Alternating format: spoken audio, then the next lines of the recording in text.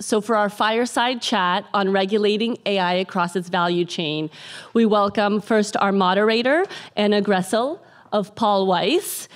And you can sit in the middle, please. And Kerry, Distinguished Visiting Fellow, Center for Technology Innovation at Brookings, and former General Counsel and Acting Secretary, U.S. Department of Commerce, joined with Addie Cooke, Global AI Policy Lead of Google Cloud. Thank you all, and thank you, Anna. Thanks, Yolanda. Is this one on? Okay, great. Thanks so much to everyone for joining us today. We're so excited to be here with you, and particularly after lunch. Thank you for coming back and hanging out with us for a while. And thank you to my wonderful panelists for joining me today for this exciting discussion.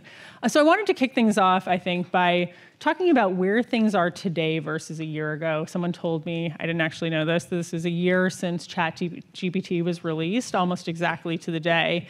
And when I think about what's happened in the past year, from my perspective, I'm a practicing lawyer. I'm at a big law firm. Then one of the biggest and most interesting trends has really been around the complexity of the value chain around generative AI. I mean, we are seeing, and I'd love to hear this from you as well, we're really seeing an explosion in the different kinds of actors in the value chain, so platforms that are providing models, people who are developing on APIs, but also, really an integration or the beginning of an integration of these models into on-device computing, for example, all different kinds of companies that are beginning to think about whether they want to internalize and develop their own LLMs. I mean, it's just a really complex ecosystem right now, and the possibilities are almost endless. But at the same time, there's this big regulatory discussion that's happening. How do we think about allocating liability between different actors across this value chain to make sure that the risks are well mitigated?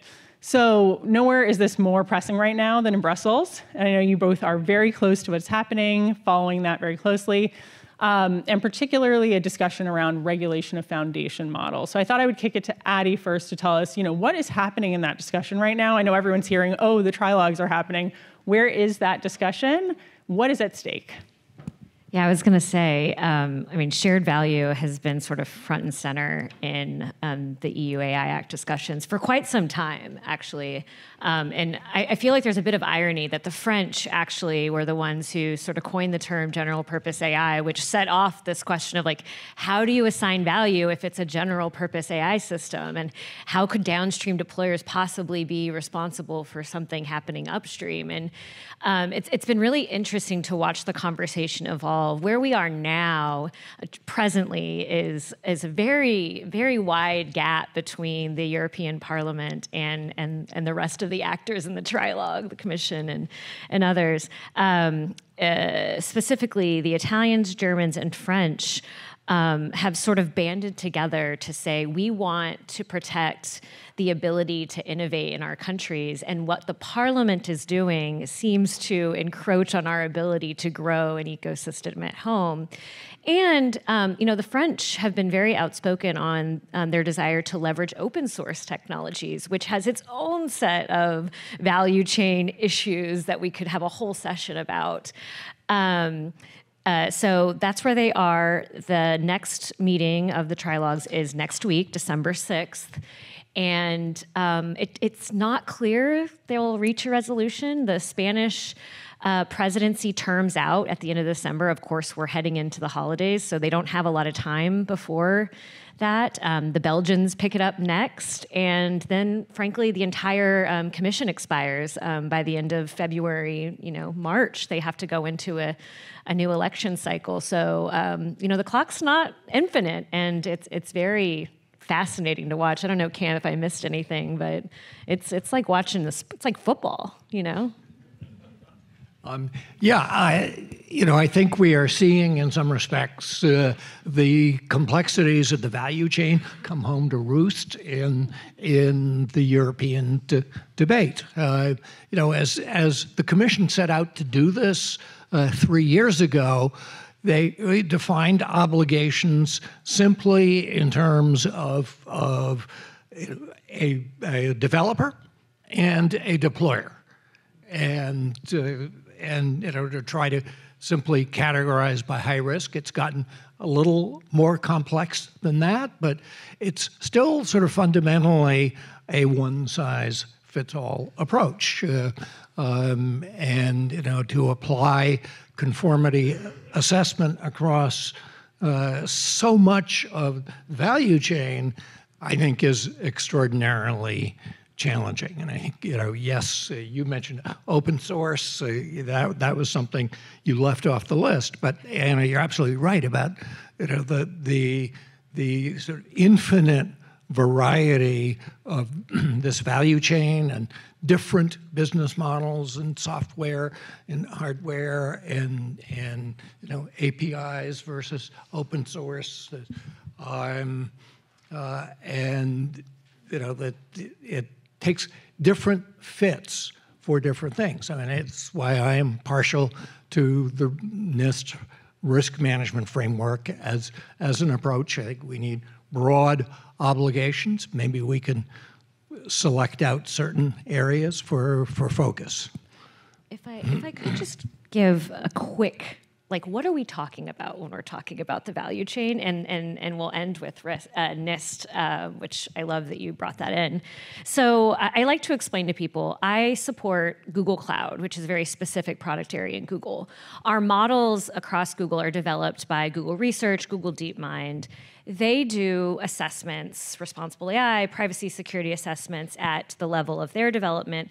Once they give those models to us across Google, we do our own assessments by product because we're integrating them into specific types of software that we're selling to our enterprises or government customers.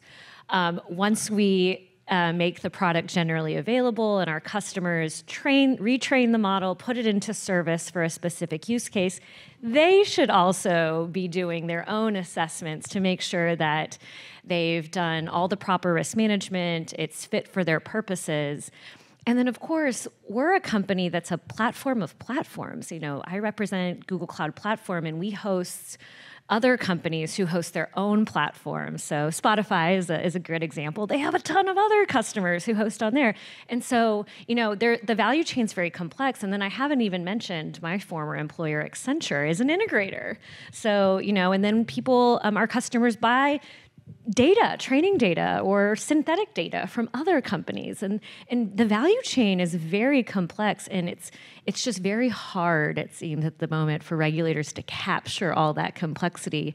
But I will say that's sort of the brilliance of the NIST framework. It actually just works because you're meant to adapt it to wherever you are in that value chain. Yeah, I think we need that risk assessment really throughout the value chain. It has to be maybe not by law or regulation, but an obligation of everybody in the value chain to be performing those risk assessments. But I think there are ways that we can reinforce that with transparency, with incident reporting, with other mechanisms to enable knowledge. But the problem here is that every technology and regulation issue presents challenges in understanding the technology and applying existing models to those technologies. And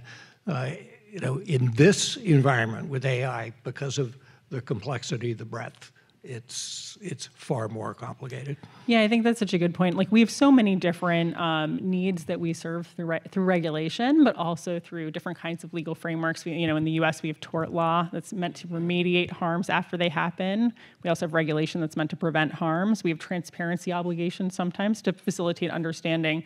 I think sometimes when I think about the tensions that are coming up around regulating, particularly generative AI, a lot of it is around preventing harms and who is the best placed actor to avoid harms, whether it's through red teaming exercises, right? I mean, Addie, I know you're deep in that world, or through other kinds of testing.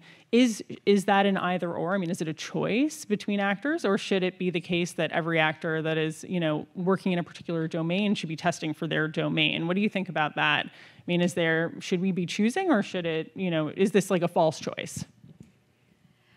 I mean, I just go back to my value chain example, and like at every level, depending on the risk, you should be testing for something, right? If it's a low risk application, maybe you rely on the testing documentation that's provided to you by a developer. But if it's a high risk application, you absolutely should be doing your own level of privacy, security, and safety testing, bias testing. And I think I always tell people what makes me the most excited about the future is the model monitoring tools that I think are going to explode across the ecosystem to allow more customers to feel like they are in control, generating the documentation directly from their models that they need. Yeah, I mean, Cam, I think one of the questions I have for you is regulation the right approach in this arena? In the US, I mean, you and I have talked at length about the fact that a lot of this is actually going to be coming up through the courts in terms of how different kinds of issues around tort law, product liability are litigated. We also have, I mean, and I think this is probably something you're both very familiar with, we have a lot of contractual terms right now that are defining who is carrying liability for different kinds of models right now. That's actually being privately contracted between model providers and different deployers. Is contractual allegation and then potential litigation of these issues the right approach? Or in the US, should we be having a discussion on regulation that either parallels what's happening in the EU, or is it totally different kind of US-centric regulatory approach? Mm-hmm. Look, I think we need to be having that discussion, sure.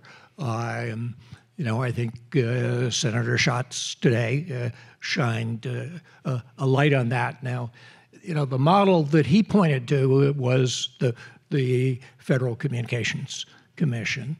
I think the challenge that we face in regulating AI is the complexity and the variability. We certainly have existing models for how to allocate responsibility across a value chain. We do that in the product liability arena. With automobiles as sort of a prime example where by and large there is strict liability, at least to the end user, on the part of the auto company, and then the vendors and other folks in the supply chain fight over that, or they allocate it, or they insure it. It took 50 years to get that system in place. And we are talking about a technology, motor vehicles have essentially one purpose and a finite supply chain. We don't have that with AI. I think maybe the better example is cybersecurity, in part because that is software. We talked about the fact that we don't in the U.S. have software liability. The EU is going there with its revision to its product liability regulation, in part looking to sort of reinforce the AI Act. We are going to need to get there in the U.S. as the consequences of software of AI become more significant. I mean, think of the Boeing 737 Air Max. That was a software defect, maybe autonomous, not AI, but it had a major effect on lives, the biggest product recall in history. So we're going to have regimes in place to deal with this, but that's going to need to evolve. Addie. I just want to say, small wrench in this conversation is Chair Khan has put out very affirmative statements that the FTC has the authority they need to come after harms. And so I almost want to turn this over to you, Anna, to be like, tell me, do you think that there's enough out there to appropriately litigate harms generated from AI systems? But, even pre-Chair Khan, the FTC put out annual AI blogs as this debate was building about their ability to effectively regulate AI. And, for a long time before Congress even started talking about AI, these blogs were sort of like the best guidance we had from the US government.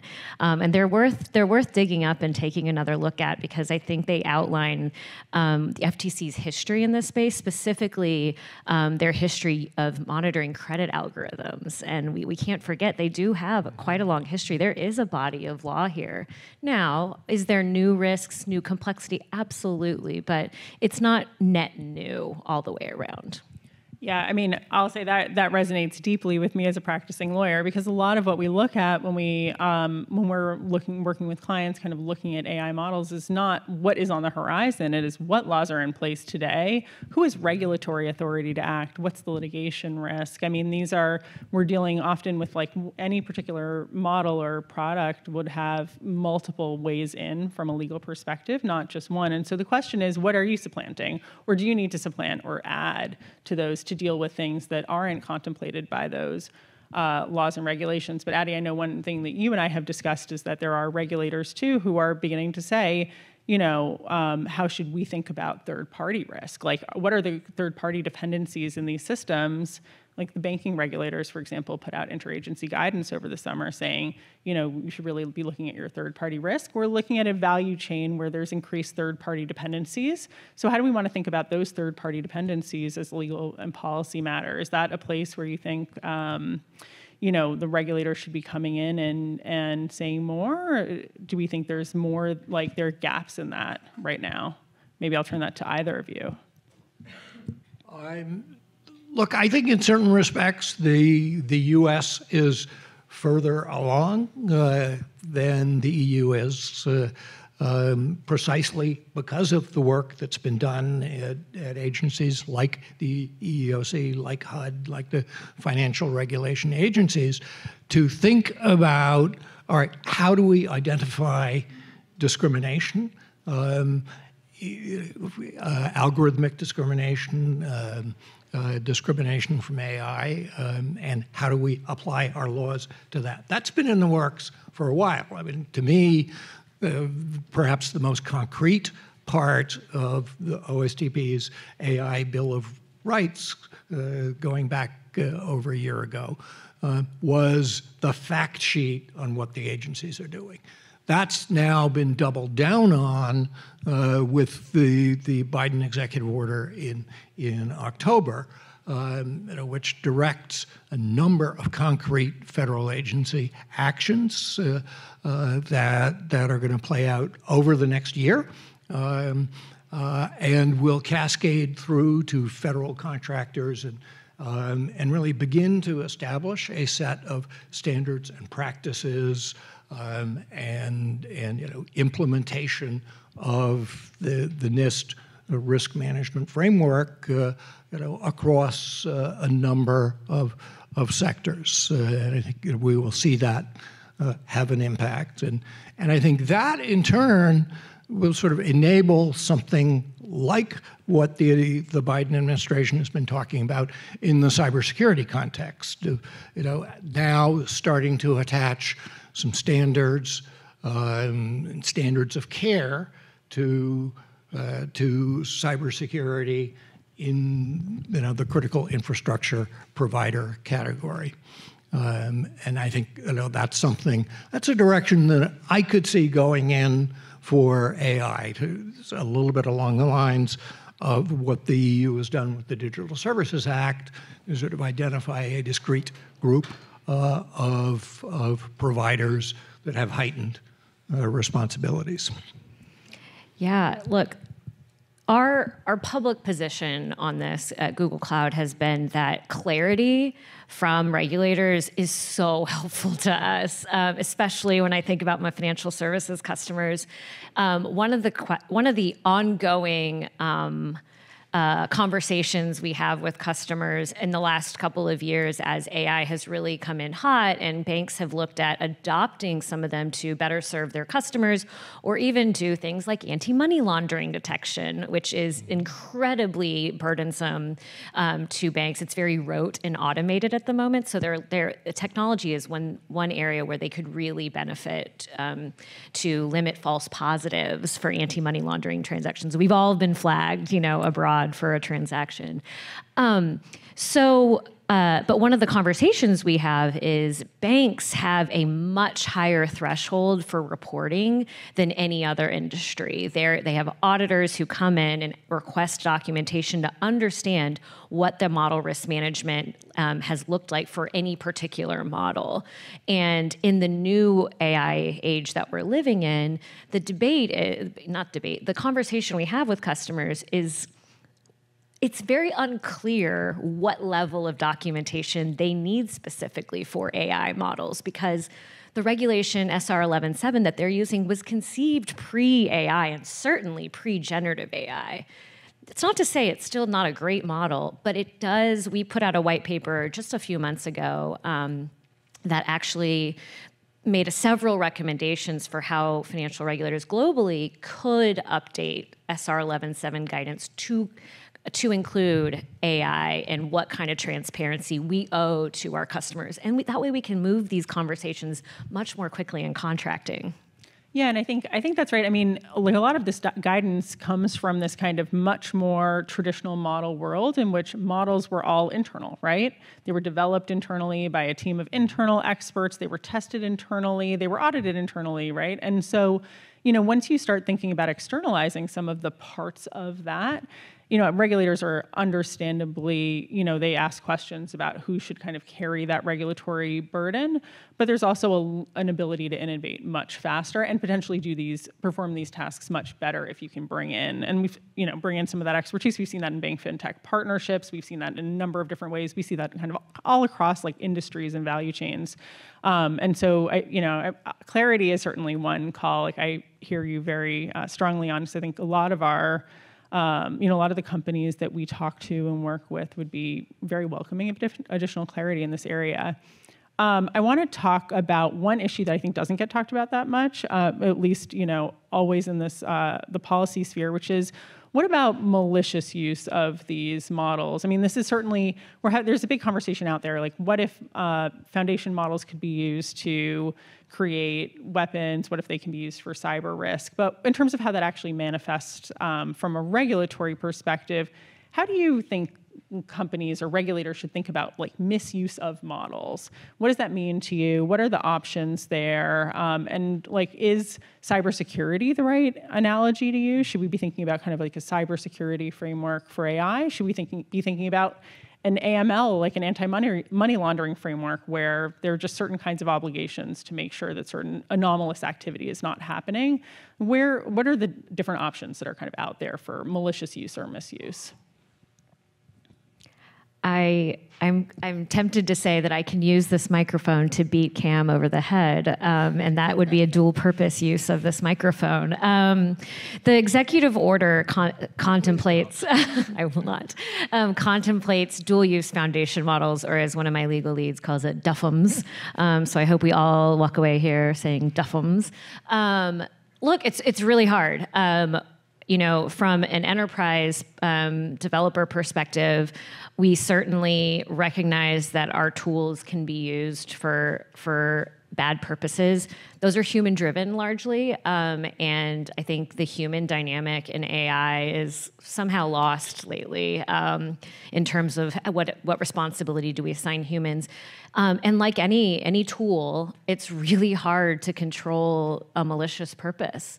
That said, I do think cybersecurity best practices are a great example of what do we do when we see malicious activity and how do we stop it. This isn't something new that we're dealing with with AI. Maybe it's a different variety of it. It's a different level of risk, but certainly we've seen malicious use in the technology space, and we've developed best practices, information sharing between governments, information sharing between the private sector and the government, to ensure that we're limiting the proliferation of malicious activity.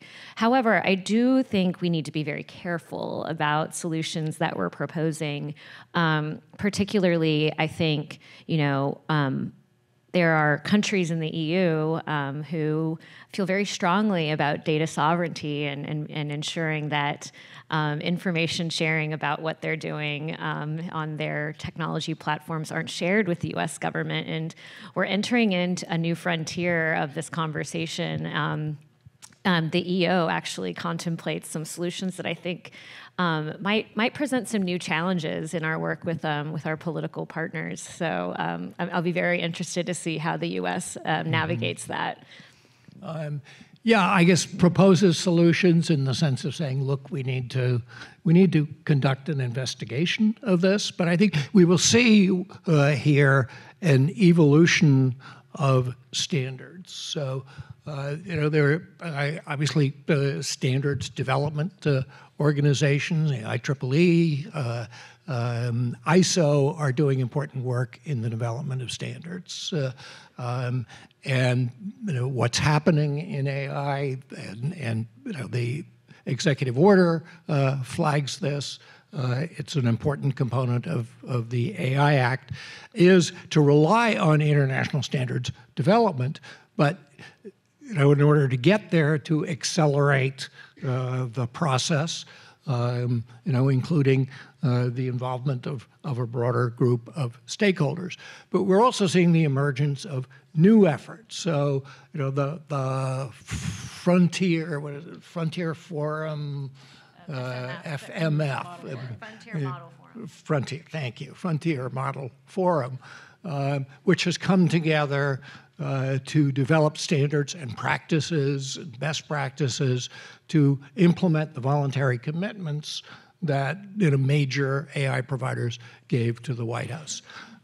Similarly, there is an authentication consortium to try to deal with issues of watermarking. So we're seeing not just the traditional broad standards development bodies, but specific consortia coming into play to implement a lot of this.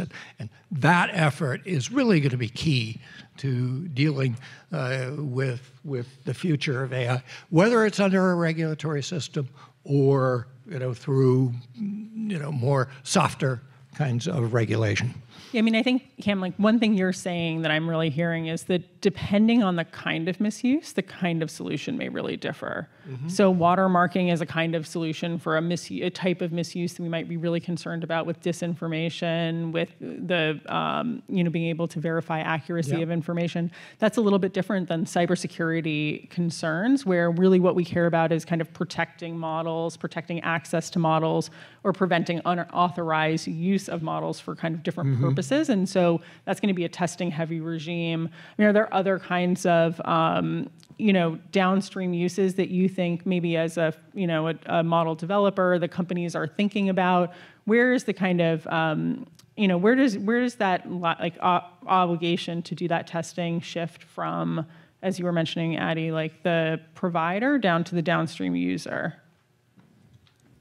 Yeah, so, the example I often use with our EU, with EU policymakers is a real customer use case that we had where a ambulatory service in a major metropolitan city, which served hundreds of languages, wanted to use speech-to-text and text-to-speech to process incoming emergency calls. Super socially beneficial. There's languages that are not well represented in call centers that ambulatory services contract with, and certainly not in a timely manner.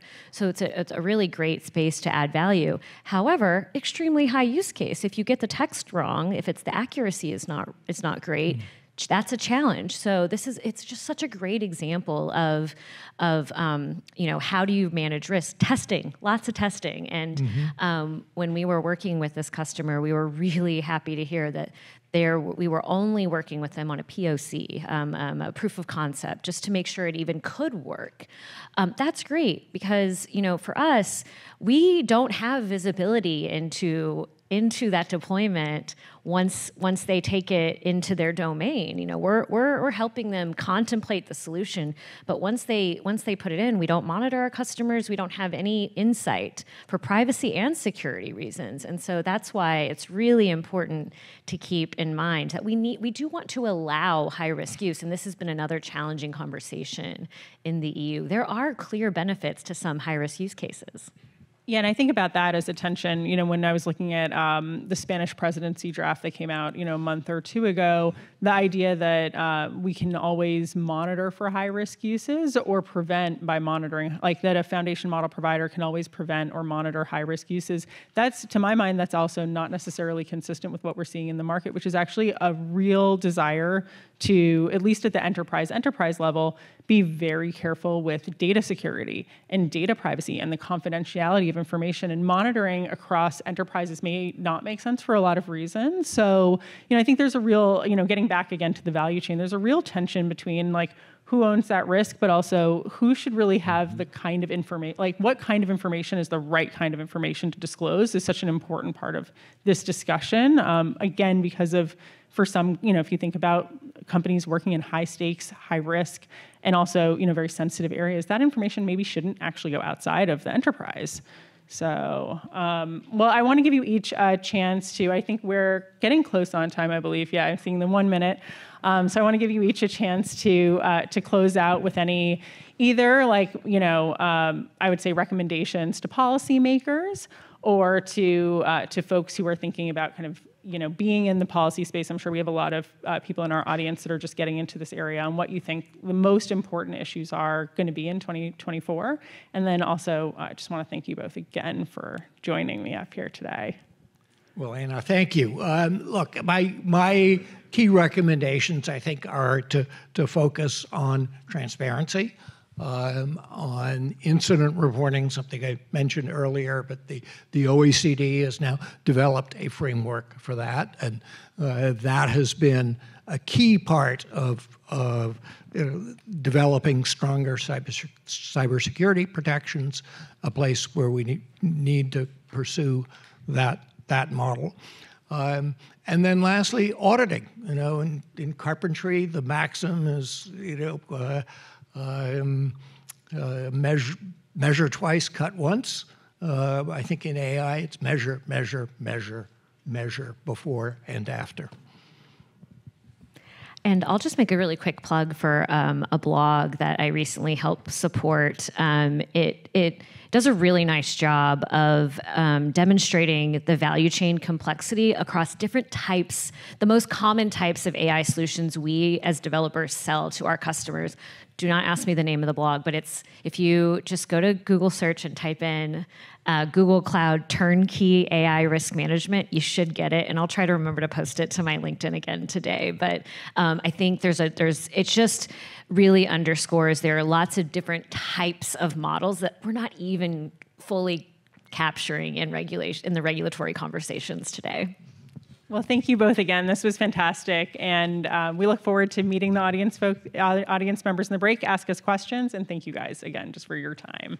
Thanks, Anna.